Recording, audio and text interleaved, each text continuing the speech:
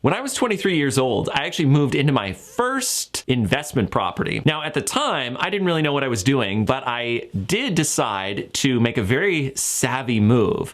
And I purchased a duplex, lived in one half, rented out the other half. Now, conveniently for me, one of the units was already vacant, so I just moved in and immediately started collecting rent. And actually, a lot of my friends and relatives who saw what I did and said, hey, that's a really good idea, and they did the same thing. And so it could be a fantastic way to get started. You need less of a down payment. You're getting into the rental business, learning a little bit more about what's involved. So it can be a fantastic way to start.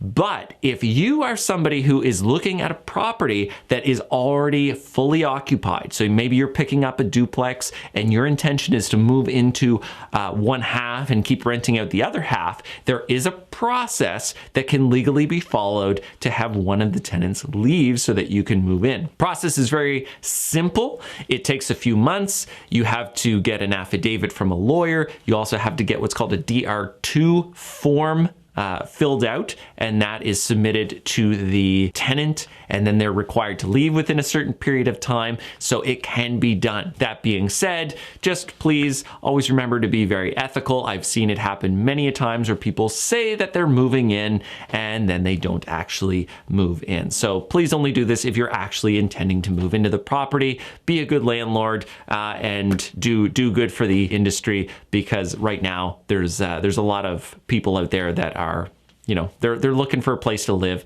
and they don't want to be kicked out of their home. And recently, the provincial government in Dartmouth sided with a tenant who said, I've been living in a property for a long time. I don't want to get kicked out. So in some cases, you may not actually be able to have the tenant leave anyway. That's the process. If you have questions, reach out to me and let's chat.